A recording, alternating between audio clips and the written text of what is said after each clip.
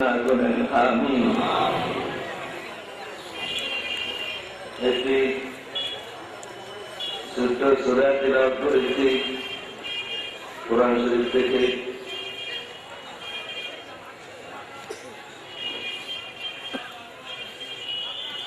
আমার সাহাবুল্লাহ দরবারে কিছু নজরানা পেশ করতে চাই।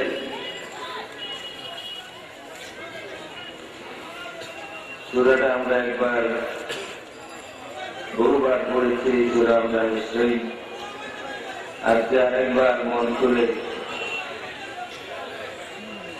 সূরাটা তিলাওয়াত করি।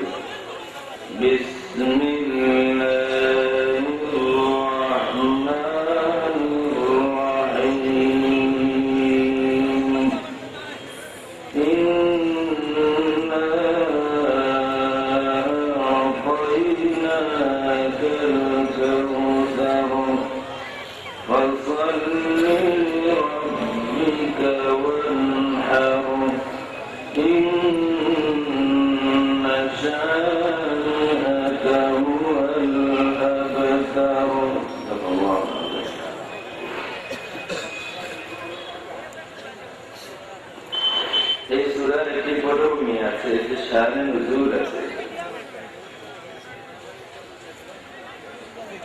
তার আগে প্রথম আয়াতে আল্লাহ রাব্বুল আলামিন তার হাবিবকে দেওয়া কিছু নিয়ামতের কথা বলেছেন। তার হাবিবকে উদ্দেশ্য করে বলেছেন, আমার হাবিব আপনাকে আমি কিছু নিয়ামত দিয়েছি। আল্লাহ রাব্বুল আলামিন তার হাবিবকে কিছু নিয়ামত দিয়েছেন। কে দিয়েছেন? নিয়ামত কে দিয়েছেন? আর নিয়ামত কাকে দেওয়া হয়েছে? নিয়ামত দিয়েছেন আল্লাহ রাব্বুল আলামিন কিনা বেশি? নিয়ামত দেওয়া হয়েছে নবী পাক সাল্লাল্লাহু আলাইহি ওয়া আলিহি ওয়াসাল্লামকে কিনা? দেওয়ার মালিক আল্লাহ রাব্বুল আলামিন দিয়েছেন তার হাবিব নবী মুহাম্মদুর রাসূলুল্লাহ সাল্লাল্লাহু আলাইহি ওয়া আলিহি ওয়াসাল্লামকে। আমি মনে করি এই কথাটি খেয়াল রাখা জরুরি, বাকি আলোচনা বোঝার জন্য।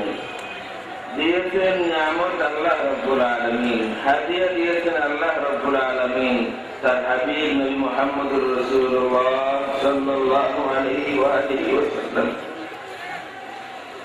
আর এরপরে আল্লাহ রাব্বুল আলামিন তার হাবিবকে শুকরিয়া আদায়ের জন্য বলেছেন, আপনি নামাজ পড়ুন, আপনি কুরবানি দিন।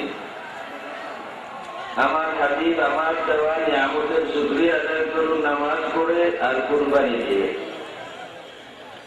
নামাজ পড়ে যে কোনো দৈহিক ইবাদতের মাধ্যমে, কুরবানি দিয়ে যে কোনো আর্থিক ইবাদতের মাধ্যমে।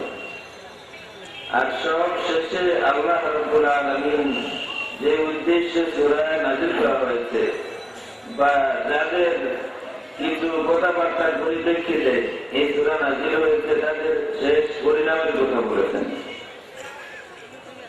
আমি আবার বলতে চাই, প্রথম আয়াতে আল্লাহ রাব্বুল আলামিন নবীকে দেওয়া কিছু নিয়ামতের উল্লেখ করেছেন, নবী আমি আপনাকে নিয়ামত দিয়েছি। দ্বিতীয় আয়াতে আল্লাহ রাব্বুল আলামিন তার হাবিবকে শুকরিয়া আদায়ের উদ্দেশ্যে বলেছেন, নামাজ পড়ুন, কুরবানি দিন। তৃতীয় আয়াতে এক সম্প্রদায় মানুষের শেষ পরিণামের কথা বলেছেন। এবারে শানে নুজুল পটভূমি। কিছু লোক বলা বলি করত যে এই নবী ওনার সম্পর্কে বা ওনাকে তেমন গুরুত্ব দেওয়া জরুরি না। উনি এমন কেউ না, উনি এমন কেউ না আমাদের মতোই, উনি এমন বড় কেউ না, ওনাকে এত গুরুত্ব দেওয়া জরুরি না। আমাদের সময়ের দাম আছে, ওনার নাম বেশি থাকবে না, কারণ ওনার কোন পুত্র সন্তান নাই, ওনার কোন পুত্র সন্তান জিন্দা নাই। আরবি ভাষায় একটা শব্দ আছে আবতার, এই সূরার শেষ শব্দটা হচ্ছে আবতার। ইন্না শানিআকা হুয়াল আবতার। আবতার ওই পুরুষকে বলা হয় যার ছেলে সন্তান আছেন, মেয়ে সন্তান আছেন, ছেলে সন্তানেরা মারা যায়, জিন্দা আছে, এমন পুরুষকে আবতার বলা হয়। নবী পাক সাল্লাল্লাহু আলাইহি ওয়া আলিহি ওয়াসাল্লামের ছেলে সন্তানেরা ছিলেন সবাই ছেলেবেলায় মারা গিয়েছেন, মেয়ে সন্তানেরা জিন্দা ছিলেন। এই কারণে ওয়াইল ইবনে আস সহ আরো কিছু লোক তারা বলাবলি করতো, বিশ্বাস করতো এই নবী সম্পর্কে এত গুরুত্ব দেওয়া ঠিক হবে না এবং জরুরি না, কারণ যার কোন পুত্র সন্তান নাই এই দুনিয়াতে তার নাম থাকবে না, তার কোন আলোচনা থাকবে না, তার কোন জিকির থাকবে না। আমি মনে করি প্রথম যে পয়েন্ট বলেছিলাম, দিয়েছেন নিয়ামত আল্লাহ রাব্বুল আলামিন, দিয়েছেন হাদিয়া আল্লাহ রাব্বুল আলামিন তার হাবিবকে। এর সাথে এই কথাটা মনে রাখা জরুরি যে কিছু লোক মনে করত, তারা সমাজে বলাবলি করত, যেহেতু মুহাম্মদের সাল্লাল্লাহু আলাইহি ওয়াসাল্লাম কোন পুত্র সন্তান নাই, সুতরাং ওনার নাম এই জমিনে থাকবে না, ওনার জিকির বা আলোচনা এই দুনিয়াতে থাকবে না, ওনার জিকির বা আলোচনা এই জমিনে বুলন্দ হবে না। সুতরাং যার ভবিষ্যৎ নাই, যার আলোচনা কয়েকদিন পরেই থাকবে না, এমন কাউকে নিয়ে আমাদের সমাজ নষ্টরা ঠিক হবে না, বলে না আউযুবিল্লাহ।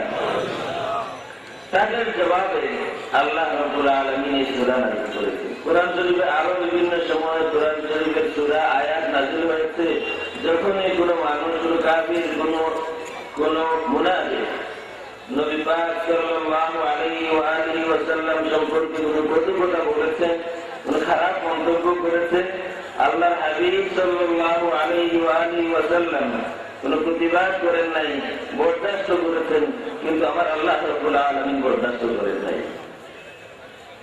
আল্লাহ রাব্বুল আলামিন কোরআন শরীফে বারবার আয়াত সূরা নাযিল করেছেন, যখনই কোনো মানুষ আমাদের নবী পাক সাল্লাল্লাহু আলাইহি ওয়া আলিহি ওয়াসাল্লামের মধ্যে দোষ আছে বলেছে, যখনই কোনো মানুষ নবী পাক সাল্লাল্লাহু আলাইহি ওয়া আলিহি ওয়াসাল্লামকে অপমান করেছে বা অপমান করার চেষ্টা করেছে, সাথে সাথে আল্লাহ রাব্বুল আলামিন কোরআন শরীফে সূরা বা আয়াত নাযিল করেছেন, যার কারণে পুরো কোরআন শরীফ আমাদের নবী পাক সাল্লাল্লাহু আলাইহি ওয়া আলিহি ওয়াসাল্লামের নাত বা প্রশংসা। কোরআন শরীফের আওয়াজ থেকে আগে পর্যন্ত আল্লাহ রাসূলের নাত, আল্লাহ রাসূলের প্রশংসা। এই সূরা অনুরূপ একটি সূরা। আল্লাহর হাবিবের বিরুদ্ধে কথা বলা হচ্ছে, আল্লাহর হাবিবকে অপমান করা হচ্ছে, আল্লাহর হাবিবের একটি আইন প্রকাশ করা হচ্ছে। আর আল্লাহ রাব্বুল আলামিন বলছেন, আমার হাবিব আমি দিয়েছি আপনাকে একটি নিয়ামত, কাউসার নামক একটি নিয়ামত আপনাকে দিয়েছি। একদিকে কাফেরেরা নবীর আইন, নবীকে অপমানসূচক কিছু কথাবার্তা বলছে, নবীকে সমাজে খাটো করার চেষ্টা করছে, আর অন্যদিকে আল্লাহ রাব্বুল আলামিন প্রথমেই বলে দিলেন, আমার হাবিব আমি আপনাকে কাউসার নামক একটি নিয়ামত দিয়ে দিয়েছি অলরেডি, ইন্না আ'তাইনাকাল কাউসার, আমার পক্ষ থেকে আমি আপনাকে দিয়ে দিয়েছি, আপনি এখন কাউসারের মালিক। কথাটা যেভাবে সূরা লাহাব নাযিল হয়েছিল, আবু লাহাব নবীর বিরুদ্ধে যে কথা বলেছিল, তাব্বাল্লাকা ইয়া মুহাম্মাদু আলিহাযা জামাতানা, সাথে সাথে আবু লাহাবকে উদ্দেশ্য করে সূরা নাযিল হয়েছে, আবু লাহাবকে গালি দেওয়া হয়েছে, বলা হচ্ছে আবু লাহাব ধ্বংস হবে। আবু লাহাব তুমি বলেছিলে নবী ধ্বংস হবে, নবী তো প্রতিবাদ করেন নাই, আমি আল্লাহ রাব্বুল আলামিন নবীর পক্ষে জবাব দিলাম, প্রতিবাদ করলাম, তুমি ধ্বংস হও। কিন্তু এই সূরাতে তার উল্টা হলো, কিছু লোক নবীর আয় বলল, কিছু লোক নবীকে খাটো করার চেষ্টা করলো, কিছু লোক নবীকে অপমান করার চেষ্টা করলো, আর আল্লাহ রাব্বুল আলামিন সরাসরি তাদের জবাব না দিয়ে, তাদের সম্পর্কে সরাসরি কোনো কথা না বলে নবী পাক সাল্লাল্লাহু আলাইহি ওয়া আলিহি ওয়াসাল্লামকে বলেছিলেন, ইন্না আ'তাইনাকাল কাউসার, নবী গো আমি আল্লাহ রাব্বুল আলামিন আপনাকে কাউসার নামক নিয়ামতের মালিক বানিয়ে দিলাম। আর এটা বলে নিয়ামত যে নিয়ামতের শুকরিয়া আদায়ের জন্য নিয়ামতের কথা আলোচনার সাথে সাথে আল্লাহ বলছেন, সুতরাং আপনি এখন নামাজ পড়ুন, শুকরিয়া আদায় করুন, নামাজ পড়ে শুকরিয়া আদায় করুন কুরবানি দিয়ে। তাই কি বোঝা গেল, আল্লাহর দেওয়া কাউসার নামক নিয়ামত সাধারণ কোন নিয়ামত না, ঠিক না বেটে?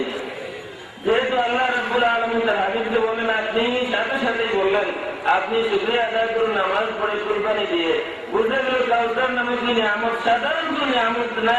নবী আপনি যেমন মহান, আপনি যেমন শানওয়ালা, আমি যে নিয়ামত আপনাকে দিয়েছি এই নিয়ামতের শানওয়ালা, সুতরাং আপনি আমি আল্লাহ রাব্বুল আলামিনের শুকরিয়া আদায় করুন। কাউসারের